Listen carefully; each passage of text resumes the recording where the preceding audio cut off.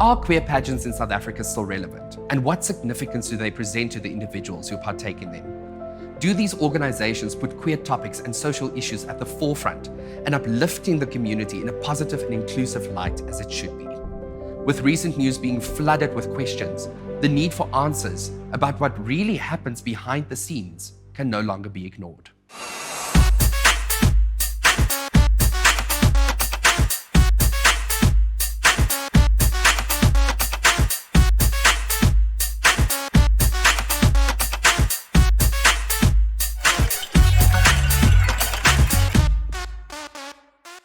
Today we have Louw Breytenbach on the show, who is a former title holder of a queer pageant. Louw, welcome to the show. Thank you so much. Thank you for having me. I feel very honored to have you here. I'm trying not to blush. It makes two of us. Stop it, carry on. Today's episode is all about the relevance and significance of queer pageantry in South Africa, and I think you obviously have a lot of experience with that. My first question to you is, why did you enter a queer pageant? So the interesting idea of it actually started that initially I didn't enter into Mr. Gay per se. There was another title, actually, Mr. World Essay, for which I originally entered. And when I was at the audition, it was so interesting because one of the organizers came to me and they're like, "You're Louw Breytenbach, and you are an activist for gay rights." And I'm like, "Yes." And she's like, "So why the hell are you not entering the queer pageant?" And in my mind previously or beforehand, I thought the idea was, I can represent the queer community on a global scale, yes. And you don't have to label it as queer. We're going to represent from inside the mainstream pageant. And in that thought process, while sitting there, it actually dawned upon me that, why not audition for both pageants and let the cards fall where they will and have your voice be heard where it needs to be heard. And so it happened that I scored higher in the queer pageant and decided to run with that. But the main idea and the main drive behind it was for queer visibility. And obviously I wanted exposure for my non-profits that I had been running during lockdown for 2 years. So with regards to your non-profit organizations and stuff that you have, did you receive any support from, let's say, the pageant team to help promote the stuff that you were already doing? Yeah. I think when it comes to these type of things, what makes it difficult is that many pageants claim that there isn't financial support. There's not a big support structure. But what the pageant did do is it gave me a platform through various media outlets to obviously show interest and support for the queer community. We got word out and we were able to use that exposure to guide and help the charities channel the money into the correct spaces. Amazing. And just, can you speak a little bit about your organizations that you were running during lockdown? Absolutely. So I've got two charities that are very close to my heart. One is called Gate of Hope. So Gate of Hope is a mental health awareness campaign. And we put people in touch with psychologists, with counselors, when they don't have money or medical aid to pay for mental health services. So usually it runs from my birthday on the 12th of May all the way till October. And then we usually publish contact numbers and email addresses on social media where they can get into contact with these counselors and psychologists to receive some mental health care. And also, if you're just an ally or supporter, we have various spots throughout Gauteng where they can come tie a green ribbon around a gate just to show support for mental health. And then our other charity is run in coherence with Outreach Unlimited, and it's called Future Steps. And that is aimed at providing every student in South Africa with school shoes and school stationery to really give them that step to take their future in the right direction. Amazing. You say that the pageantry has given you the platform to be more visible. What has that meant for you personally, and how have you used that platform to reach out to the queer community? I think, in a sense, it did highlight a lot of issues in the community that I myself had been silent on previously. It forces you to recognize trans rights, which has been a huge thing in pageantry over the past 2 years. Even if we look at heterosexual pageants with Miss Essay, that question came about. It forced me to open up dialogue about race issues and equality in that. So from a personal level, it really opened my eyes a lot to the plight of the LGBTIQA plus community in South Africa. And I think it also, in the larger audience, it opened up dialogue again, because during lockdown, we almost forgot that a lot of these queer pageants exist. The relevance of it deteriorated a little bit. And I think because it was the first time in over a decade that a South African also won the world pageant, it did bring some pride to the African continent, and it did open up dialogue about why we aren't seeing more Africans and more South Africans enter these international competitions. Louw, I think for us, trying to understand and get into this now in terms of the pageantry side. I know you are various facets of Louw, and we are just focusing on this one right now. But for you, going through this, what was your journey like in this pageantry as well? What did you learn about yourself in this time? And what, like, when you started, who came out at the other end? Not just being the winner, but who came out the other end? Yeah, that's such an interesting question, and even the question has so many layers to it. So to get to the gist of it, I think that when I started off, it was simply a journey of, okay, I'm going to get my my charities recognized. I'm going to do some good in the community, and get some face time, and that's going to be it. And what happened in this journey is that very quickly I became aware of the responsibility that you have to carry, to say that you are a representative of the community, and that shouldn't be taken lightly. When you attach the term activist to your name, it can't just mean that you're chasing papers and making headlines if you're not actively working to push for change within the community. And I think the person that came out on the other side was a Louw that is a lot more in touch with who I am as a person, a lot more accepting of who I am myself, and a person who's a lot more accepting of others. Because as much as we have this idea of woke culture and we are so accepting and so open, I myself, being totally honest, within this journey was faced with this question of what is it to be a manly gay or a pageantry accepted gay? Yes. Because you have to understand that with this queer pageant being one of the only places to represent gay males, we had this question of, are we just looking for a muscle cover boy? Are we accepting of those who are more body positive, more curvaceous? Do we accept skinnier body types? Do we accept people who are more feminine, or perhaps those who are trans?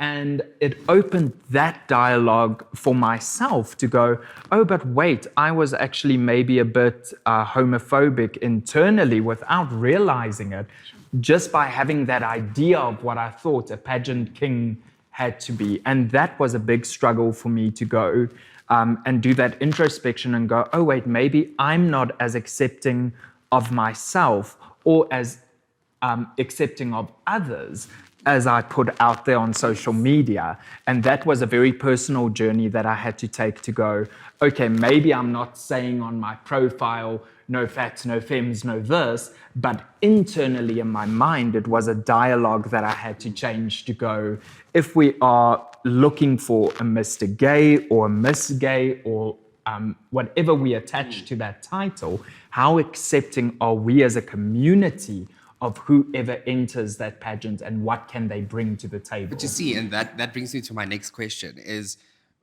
this person is obviously a spokesperson for a community, but also we need to open it up because the community is so diverse. Yes. We cannot Absolutely. just have this fixated picture of what a Mr. Gay or a, whichever title holder should look like. We should open it up to everybody and let everybody be represented Yes. authentically. But now that's your realization on this journey. But my question to you now is that the narrative that's being pushed out from the actual pageantry side? Because all of us, we all have the same narrative. We're all going to look and be like, this is the kind of guy that must represent the community as a Mr. Gay or Mr. World Gay, but the same narrative, is it also applied within the organizations? I just want to add to you before you answer your question. If we look back at, let's say, for instance, the pageant that you competed in, people of color have never won. They always place first or second. This year we received the first person of color, but which only automatically happened because you stepped down. So I still feel like there is an integration problem. Oh, absolutely. In the pageant scene. Yeah. So both of it is something that needs to be pushed in dialogue, because I personally don't think the current organization is pushing for reform. I don't think they're pushing for inclusivity. I think some of the current pageants in South Africa are looking for the cover model image. And that is one of the reasons I decided to step down, was I felt that my voice was not being heard as someone who wanted to be more for the community than just the cover boy. Because it's fine, I've got the abs, I've got the Instagram thing, I can do that. But that doesn't affect change. It doesn't represent the community. It doesn't represent the issues at large with integration and trans rights and representation on a bigger scale for countries. Because when we are talking about a Mr. Gay world, it means that it's bigger than just South Africa. You are representing an entire continent of Africa where it's still illegal in so many countries to be who you are, one of which was Namibia, where I campaigned actively last year as well, in leading their second Pride March as well. So to answer your question, no, I don't think that these organizations are pushing forward. And that's one of the big problems. And that ties in directly with what you said with integration. Because if we are not forced to be challenged, if there's no one speaking up against it, and if there's no one challenging these pageants and what these beauty standards are that we hold ourselves to, then it's never going to change. Just before we move on, I just wanted to speak about, because then what do you think, in your experience and in your opinion, what do you think the aim is for these pageants? I think at the moment, the aim is to have a beauty contest. And it, unfortunately, is measured by people who are not conscious of what's happening in the actual community. They're not conscious of what the actual challenges are in the community. They're not interested in the queer murder rate in South Africa, or body positivity or inclusivity. And that's the main problem. So when we talk about addressing the issue from grassroots level, it starts with A, people speaking out against current organizations, and B, maybe people stepping up to say that maybe we need a new pageant that is completely inclusive, that is not just based on beauty standards, but that actually looks for a representative. And maybe we should not call it a beauty pageant then, but ambassadorship, or something that's bigger than just the outer beauty of it. I think for me, in referencing to this word that's also constantly, luring around, is the fact that what is the definition of beauty? Yeah. You understand what I'm saying, in terms of this pageantry world? Because at the end of the day, there are these blockages that we understand that this is the cover person that's going to be there. Yes, they're not knowledgeable in terms of our community, but there's also an aesthetic thing that comes into play here.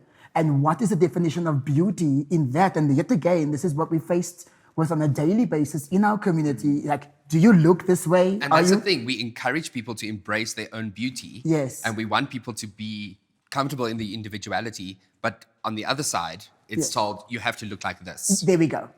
And such a powerful platform, being the pageantry side of it all, that's where the difference comes in, because it's also, again, the media side of it all.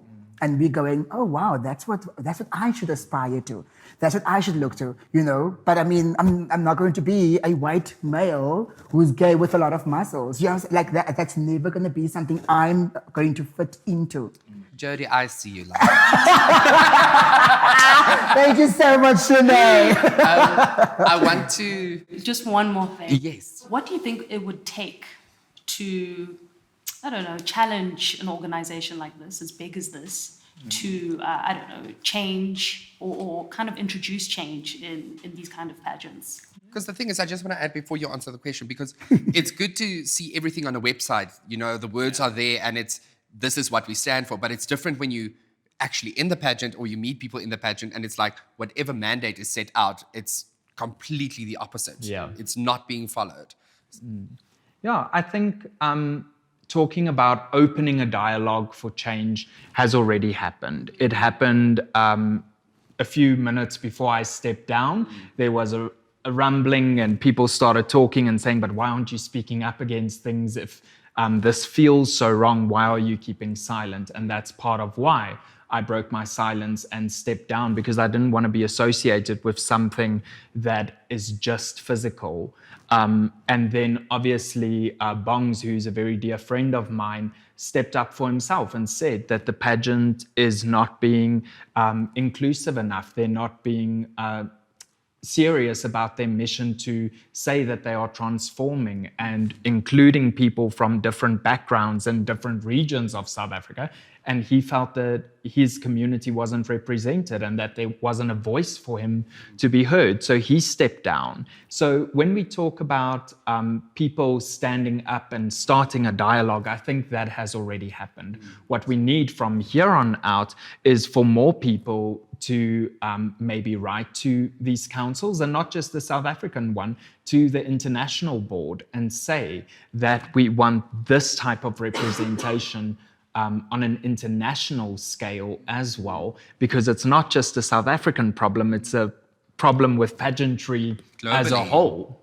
Yeah. Do you think that you would start your own pageant? Listen, I love a crown. Even my dentist says I deserve one. So there have been some talks about it. I do think where the challenge comes in, because yes, I would love to start an initiative where we can do that. But where the challenge comes in is to have something that is inclusive, and it has to be something that is absolutely fair, and it has to be something that is completely transparent, and that it is more than just beauty. It is an ambassadorship of making a change in the community. And if we're not selecting someone who is actively involved in the community, then it will serve no purpose and it will become the exact same empire that we are trying to tear down. So it's something that I think if I ever should do that, it will have to be something that is planned out very carefully and that incorporates a lot of voices within the community to make sure that we have the support of the entire LGBTIQA+ community and that we are truly representative and inclusive of people of color, of our trans brothers and sisters, and to make sure that the platform is open to everyone, regardless of body image or size or gender roles or gender identities, to enter. And for that to happen, a name like a Mr. Gay will also have to change. Yeah, absolutely. Before we end this episode, I just want to mention to our viewers as well that we did invite the organisers and the people in charge of this Mr. Gay World and Mr. Gay's A pageant onto the show to state their case, because let's be honest, a lot of the stuff that we've been seeing in the media has not been very positive, and obviously we wanted them to state their side of the story, but was respectfully declined. So we can only go on with what we see in the media. So I want to ask you lastly, would you mentor other people who want to enter, queer pageantry? And what would you say to these individuals to be on the lookout for when they enter? And how their intentions, what should they be aware of before they enter? Sure, that's a layered question. But I hope you can remember, because I can't remember. I've got you, girl. I've got you. I had been practicing pageantry questions for a while, so I've got this. So first off, yes, I would be open to mentor people, not just in pageantry per se, but I think it's important to have queer role models that you look up to. And I've always been very open on all my social media platforms to encourage people to contact me, whether it is for mental health advice or for mentoring or coaching on the drama side. If I can't help, hopefully there's a network of people I can put them in touch with to help. So yes, absolutely would mentor. And then when it comes to preparing for pageantry, I would say that it first has to start with what is your intention of doing it. If it is to be just a beauty queen, and for a lot of people that is where it starts and stops, then by all means enter into your favorite beauty pageant and go rock that confidence, beat the mug, do the thing. But be so aware of what you want to achieve after that pageant. You know, the glory moment of wearing a crown or a sash lasts about a full 2 minutes, and then you go, oh wait, I have to tweet about it, and you go back to eating chips in your pajamas.